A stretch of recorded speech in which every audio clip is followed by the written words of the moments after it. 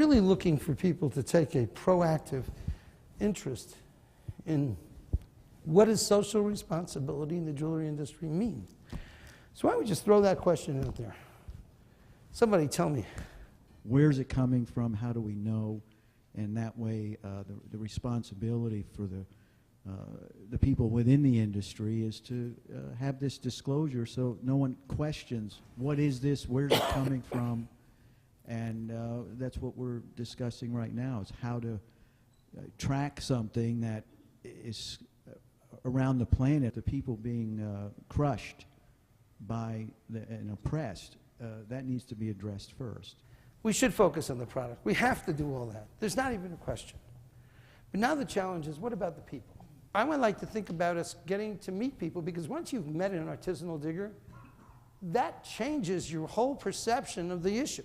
One of the goals that we have at Rapaport is going to be to drive this idea. I completely agree with you. I've been to Surat, and I've been to the factories, and I've seen this, and I've talked to the workers, and I see how they're dressed and how they're treated. One of the exciting things about doing that trip is you actually do get to meet the people, and it is a social obligation. It's up to all of us to go back and, like saying Sierra Leone, and it is a social obligation for the retailers to go back, and not just, you know, the big companies, the big diamond companies, to take care of their own people. I've had the privilege of going into mining communities in Colombia and in Bolivia, but seeing the miners and meeting with the miners who are actually using mercury in their gold mining process. And I love the conversation, Martin. Mercury is used by 30 million gold miners around the world because they have to. Right now, that's something that the industry isn't aware of, media is not aware of yet, but I think we better tell that story first. Also, in response, I think it's great, yes, to go on a trip, you meet the miners, but what can we do more so on a much larger scale?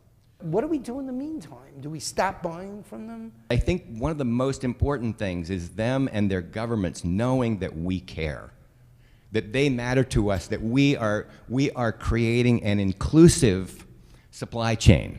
I think it's just the best story that we can tell, and if we start telling that publicly, the governments, I think, will start to look differently at banning the process. We have to keep buying from them. I think that one of the solutions to social responsibility is human interaction. It won't solve the problem right away, but it'll tremendously increase our awareness of what's going on. Is there any economic benefit to being able to say, I was in Sierra Leone, I was in Surat, I saw? I'm in the heart of the tech industry, working with the millennials all day long, love working with them. One of the reasons why I love working with them is because they're asking these questions every single day. And to your question about is it beneficial to go? Absolutely, it's beneficial. They'll raise their hands, they won't come, but would people here be interested in actually going to Sierra Leone? Would you do that? Would you guys do that kind of stuff? Come on a trip? We would organize it. How many people would come? All right. Wow. I love you guys. That would be such a nice, if that could happen, I would be so happy. Everyone who comes returns an ambassador. They start talking to their friends. They start bringing up, and it's them. They have ownership. I think one of the key issues here is that people don't have ownership of the problem. And the way you're going to get this birthright Israel or birthright Sierra Leone to work is by the positive thing, like you were talking about. Charities don't go negative anymore. I mean, I'm part of a lot of blind organizations. They don't say, oh, there's 1 million blind kids. They go, we cured 10 blind kids today. The way you get people want to be positive. It's we're going to solve the mining with this, you know, someone's going to come up with this new technology. Will you help us? And I would be happy to help you. The whole idea is to improve the quality of life for these people.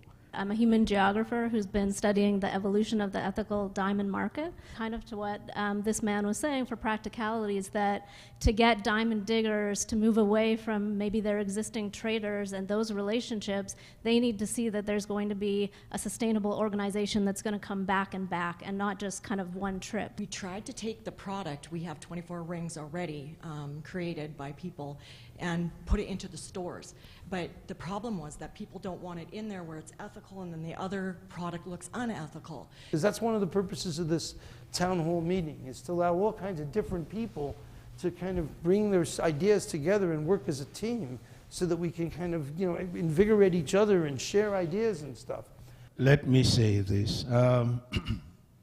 From a purely corporate social responsibility point of view, a lot of the mining companies have suffered environmental damage.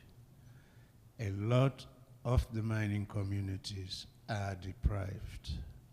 A lot of the mining communities are yearning for help, for support of various kinds. What can you do for those people? How can you help those people? These are the kinds of things that I am particularly interested in. And the government, our government now, is ready to work with investors, create a friendly enough environment so that it's a win-win situation for everybody who is there. My view I noticed about the industry in Sierra Leone is that, yes, it is, you give licenses, you have 10 or more people with export license, but the unfortunate thing is that you have very few strong players. It's like one or two companies almost have the monopoly to buy. And because of the absence of that competition, I don't think the diggers or the miners really are getting fairer prices. We are in the process of reviewing all mining leases that we have given out to people.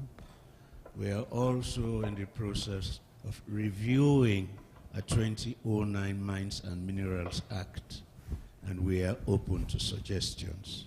Look, the name of the game is to protect the small and medium-sized people, whether it's in Sierra Leone or whether it's in the United States, getting run over by some of these bigger companies controlling source certification. I think what we need to do is we need to encourage a culture of accepting innovation in the responsible jewelry sector.